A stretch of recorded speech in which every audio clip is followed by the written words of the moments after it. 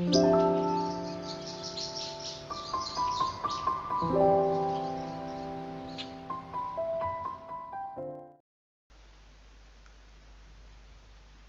selamat pagi anak-anak. Jumpa lagi bersama saya Ibu Erni dalam kegiatan pembelajaran kita pada pagi hari ini. Harapan Ibu, anak-anak saat ini sudah siap untuk mengikuti kegiatan pembelajaran dan dalam keadaan sehat. Baik anak-anak, sebelum kita mulai dengan kegiatan pembelajaran kita pada pagi hari ini, kita awali dengan berdoa. Mari kita siapkan hati untuk berdoa. Dalam nama Bapa dan Putra dan Roh Kudus. Amin. Segala puji syukur kami haturkan kehadirat-Mu ya Allah yang Maha Kuasa, atas segala penyelenggaraan dan perlindungan-Mu kepada kami. Kami senantiasa mensyukurinya dari hari ke hari.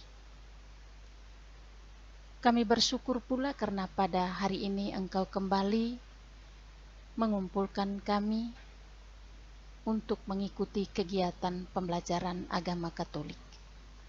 Hadirlah bersama kami ya Tuhan dalam kegiatan pembelajaran ini, agar apa yang akan kami laksanakan pada kegiatan ini dapat membawa hasil yang memuaskan.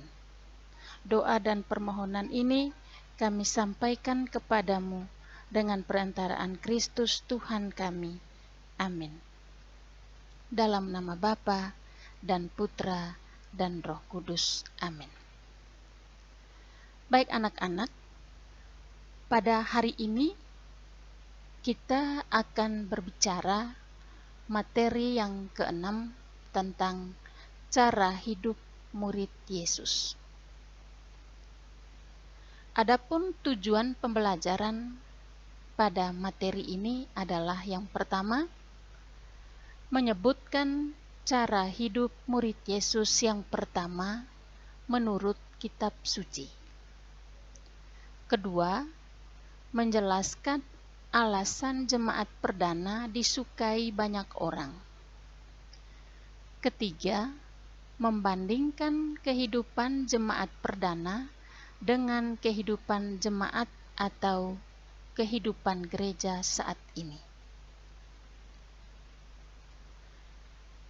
Baik anak-anak, kita tahu bahwa Yesus Kristus telah memanggil para murid-Nya untuk bersama-sama dengannya dalam mewartakan misi perutusannya, yakni pewartaan kerajaan Allah. Sikap para murid ketika menjawabi panggilan itu berbeda-beda. Ada yang spontan dan ada pula yang ragu-ragu. Latar belakang mereka pun berbeda-beda. Ada kelompok nelayan, kelompok petani, dan juga berasal dari kelompok pemungut cukai. Syarat untuk mengikuti Yesus adalah menyangkal diri, memanggul salibnya, dan mengikuti Yesus. Anak-anakku, sampai saat ini pun Yesus masih memanggil banyak orang untuk menjadi murid-Nya dalam mewartakan kerajaan Allah melalui tugas panggilan kita masing-masing. Untuk menjawab tugas panggilan itu, manusia perlu memiliki kecenderungan untuk hidup bersama dengan sesama manusia yang lain dalam sebuah persekutuan. Nah, dalam persekutuan masing-masing anggota bisa saling berbagi, bisa saling menguatkan, mengasihi, dan saling memperhatikan. Ada sikap egoisme, sikap kurang bertanggung jawab, sikap kurang rasa memiliki persekutuan dan kurang jujur satu sama lain, dan hal-hal itulah yang seringkali menghancurkan kehidupan sebuah persekutuan. Sikap egoisme, kurang bertanggung jawab, kurang rasa memiliki persekutuan, kurang jujur satu sama lain, merupakan hal-hal yang sering menghancurkan hidup sebuah persekutuan. Nah, dalam kitab suci, khususnya teks Kisah Para Rasul, bab 4 ayat 32 sampai 37, dan Kisah Para Rasul bab 2 ayat 41 sampai 47, terlihat secara jelas kekhasan atau ciri kehidupan persekutuan para murid Yesus yang terbentuk dalam kehidupan jemaat perdana, atau kita sebut dengan jemaat pertama. Adapun ciri kehidupan mereka berdasarkan teks kitab suci tersebut adalah: pertama, Roh Kuduslah yang mempersatukan mereka dalam persekutuan murid-murid Kristus, dalam persaudaraan, sehati dan sejiwa. Roh Kuduslah yang mempersatukan mereka dalam persekutuan murid-murid Kristus, dalam persaudaraan, sehati dan sejiwa. Segala sesuatu adalah kepunyaan bersama, dan mereka hidup dalam kasih karunia yang berkelimpahan. Tidak ada dari mereka yang berkekurangan. Itu yang pertama. Yang kedua, setiap anggota persekutuan adalah sesama yang sederajat. Setiap anggota persekutuan adalah sesama yang sederajat. Tidak ada yang merasa diri lebih tinggi atau merasa diri lebih rendah. Dan dengan demikian mereka hidup saling peduli dan saling memenuhi kebutuhan mereka satu terhadap yang lain. Juga tidak ada perbedaan antara kaya dan miskin. Inilah ciri kehidupan gereja perdana. Yang ketiga, ada kepemimpinan yang mampu melayani dan mampu memberi kesaksian tentang kebangkitan Kristus di tengah-tengah mereka. Kepemimpinan yang mampu melayani dan memberi kesaksian tentang kebangkitan Kristus di tengah-tengah mereka. Ciri yang keempat, mereka bertekun dalam pengajaran para rasul dan mereka berkumpul di bait Allah. Bertekun dalam pengajaran para rasul dan berkumpul di dalam bait Allah. Yang kelima, mereka secara bergiliran mengadakan perjamuan kudus dan senantiasa bersuka cita dan tulus hati sambil memuji Allah. Saling memperhatikan, mereka merasa tidak ada yang kekurangan, tidak ada juga yang berkelebihan, dan setiap anggota persekutuan adalah sesama yang sederajat, tidak merasa lebih rendah atau lebih tinggi, saling peduli, saling memenuhi, tidak ada perbedaan kaya dan miskin.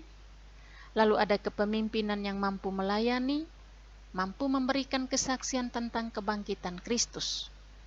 Yang berikut, mereka bertekun dalam pengajaran para rasul dan tiap hari berkumpul di bait Allah. Dan yang berikut, mereka secara bergiliran mengadakan perjamuan kudus dan senantiasa bersuka cita dan tulus hati sambil memuji Allah. Ini adalah ciri-ciri dari gereja perdana atau gereja pertama.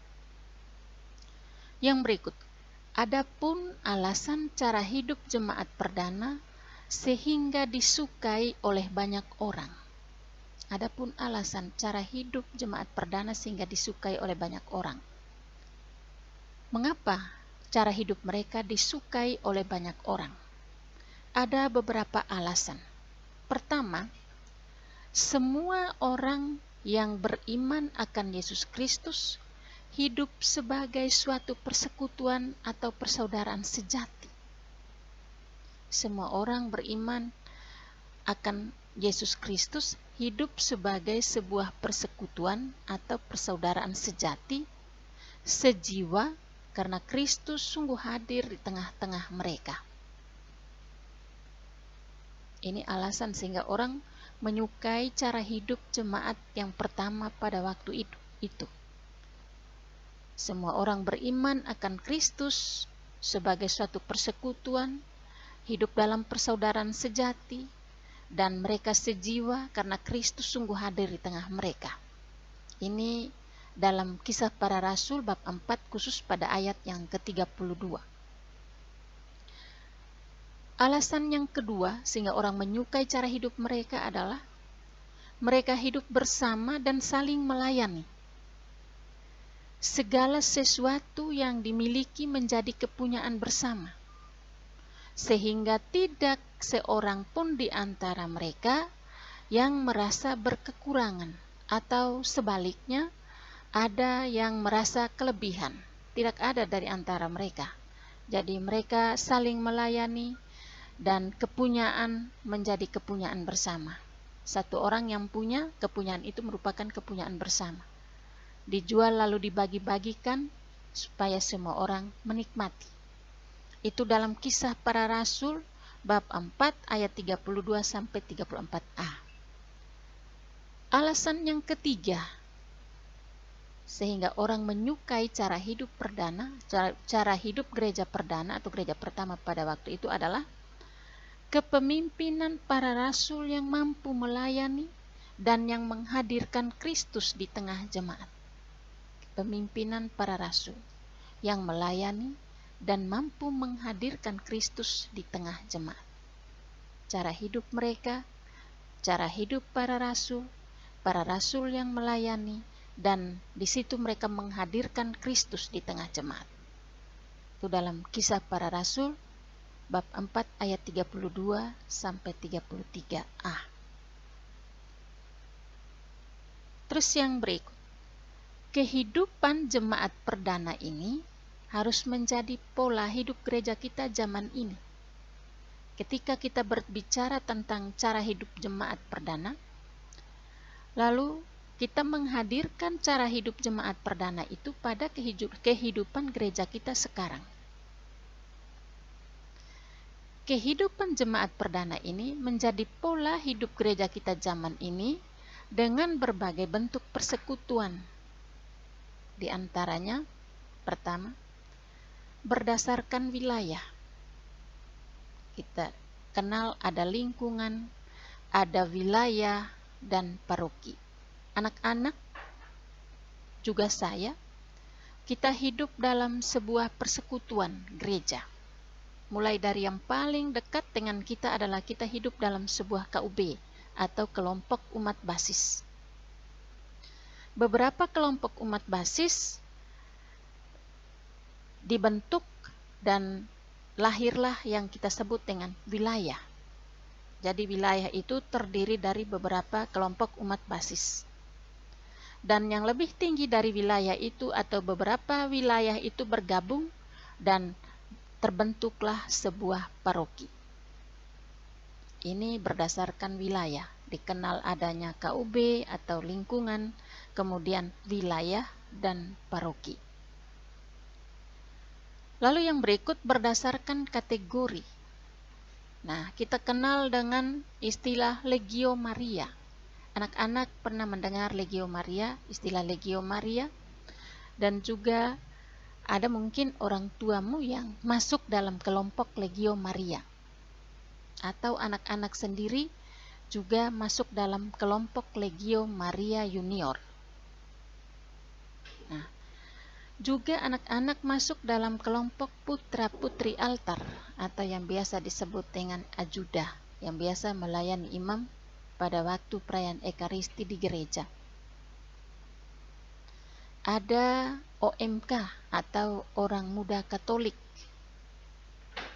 Ada persekutuan doa, dan persekutuan doa ini juga ada banyak yang mungkin orang tuamu atau engkau sendiri bergabung dalam kelompok doa atau persekutuan doa tersebut. Kemudian Ada mungkin anak-anak mendengar ada istilah WKRI, itu singkatan dari Wanita Katolik Republik Indonesia. Ini juga berdasarkan kategori.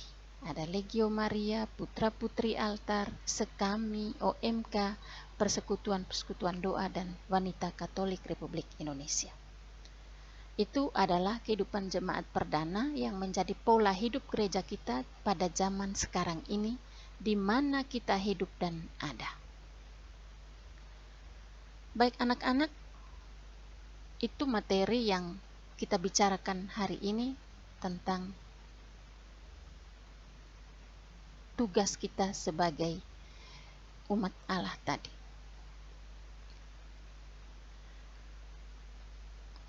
Untuk tugas, untuk kali ini Ibu tidak kasih tugas, tetapi anak-anak Ibu minta untuk tetap belajar, mempersiapkan diri kita menghadapi penilaian tengah semester. Materi berikut minggu depan kita akan membahas tentang tugas perutusan sebagai murid Yesus. Baik anak-anak, sebelum kita menutup kegiatan pembelajaran kita pada pagi hari ini, mari kita tutup dengan doa. Marilah kita berdoa dalam nama Bapa dan Putra dan Roh Kudus. Amin. Puji syukur kami haturkan kepadamu ya Tuhan, karena Engkau tetap bersama kami di dalam proses kegiatan pembelajaran kami pada pagi hari ini.